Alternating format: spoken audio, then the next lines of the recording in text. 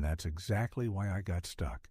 Not broke, not failing, not desperate, just frozen, watching life move forward without me, like I was standing still on a platform, while everyone else's train kept leaving. No one talks about this version of being lost, because it doesn't look like a problem from the outside. You're not behind. You're not struggling. You're not falling apart. You're just unchanged. And that's the most dangerous place you can be, because failure hurts. But stagnation is quieter. Failure screams. Stagnation whispers. Failure gets attention. Stagnation gets normalized. People rally around failure. They give advice. They give sympathy. They give urgency. But stagnation gets praise. At least you're stable.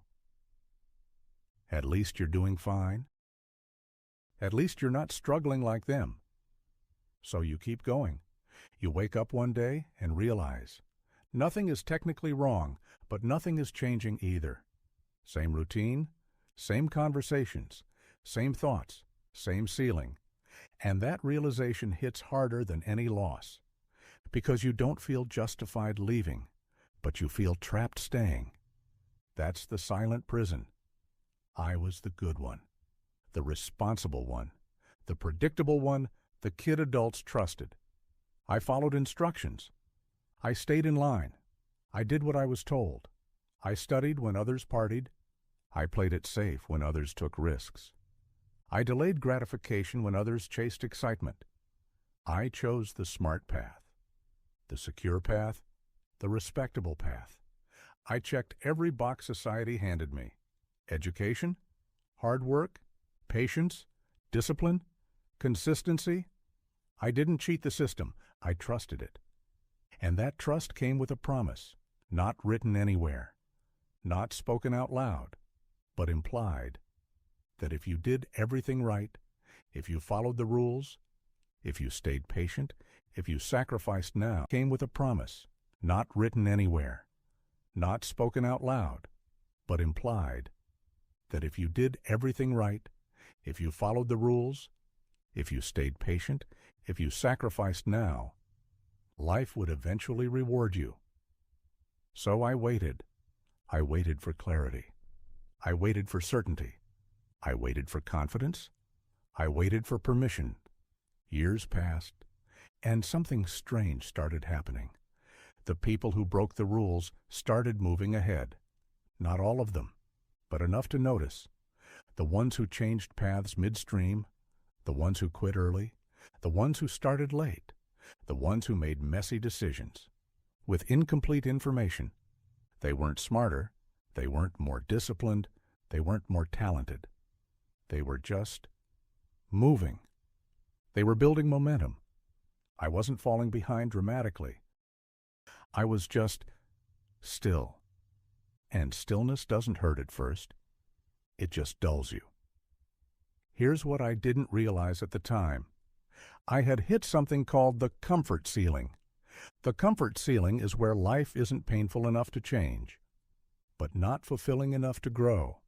You're not unhappy. You're not inspired either. You're functional, capable, contained, and that's why it's dangerous, because misery forces movement. Pain creates urgency. Comfort creates delay. You tell yourself, things could be worse, and they could, but that sentence becomes a leash, because as long as things aren't bad enough, you never give yourself permission to disrupt them. Think about the system we're raised in. Study hard, get good grades, follow instructions, choose stability, avoid mistakes, wait your turn, don't stand out too much, don't mess it up. That system works, but it works for a very specific outcome. It creates predictable workers, reliable employees, low-risk contributors. It does not create builders. It does not create owners. It does not create leaders. Because leadership requires friction. Ownership requires risk. Building requires uncertainty. And uncertainty is the one thing the system trains out of you. not ownership. And I played that game perfectly, which meant I never questioned the rules. That's the obedience trap.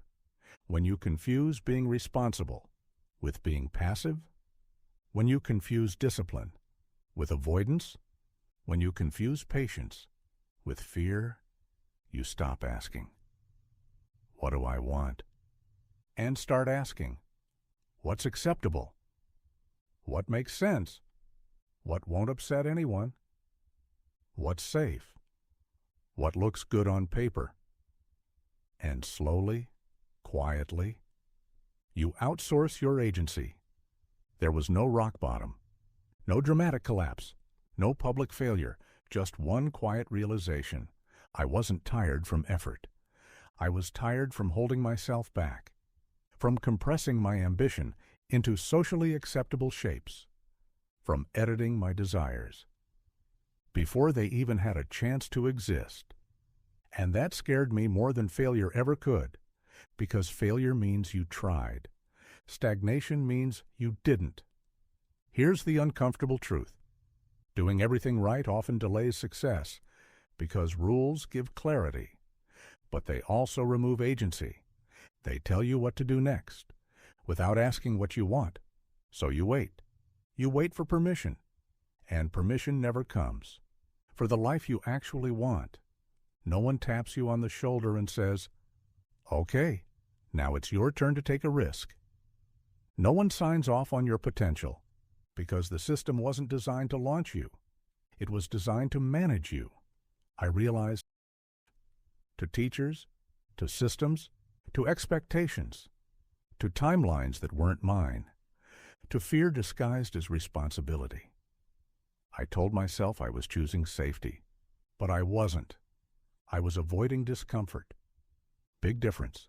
Safety is intentional. Avoidance is unconscious. And most people aren't stuck because of circumstances. They're stuck because of identity. I'm the responsible one.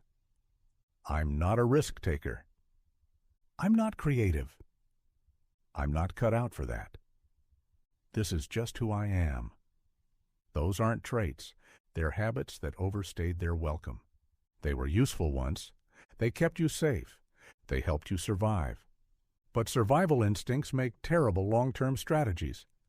At some point, the rules that protected you become the rules that limit you. Everything changed when I stopped asking, "What's the right move?" and started asking, "What's the alive move?" Not the smartest, not the safest, not the most logical, the one that created motion, the one without guarantees, the one that scared me, the one that didn't come with validation, the one that felt like expansion. Even if it came with risk, I stopped waiting to feel ready, because readiness is a lie used to delay risk. You don't become ready. You become in motion. Confidence doesn't come first. Movement does. Clarity doesn't come before action. It comes from action. So I moved, not dramatically, not heroically, slowly, messily, imperfectly. I made decisions without complete certainty. I chose paths without clear outcomes. I allowed myself to be bad at something again.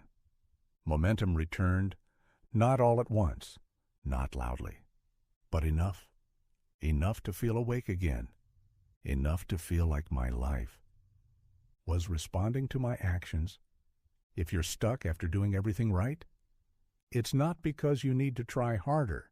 You already know how to work hard. It's because you need to try differently.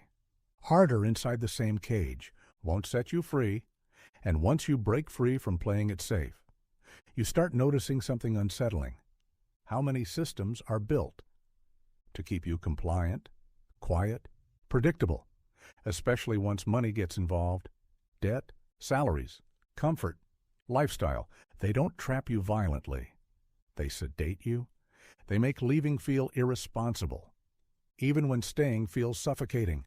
That's not an accident. That's design. And that's what most people never question. If this hits you, good. That discomfort isn't anxiety. It's awareness. It means you're not broken. You're waking up. And waking up is uncomfortable because you can't unsee the cage once you notice it. But that's where everything actually starts. Not with answers, with movement.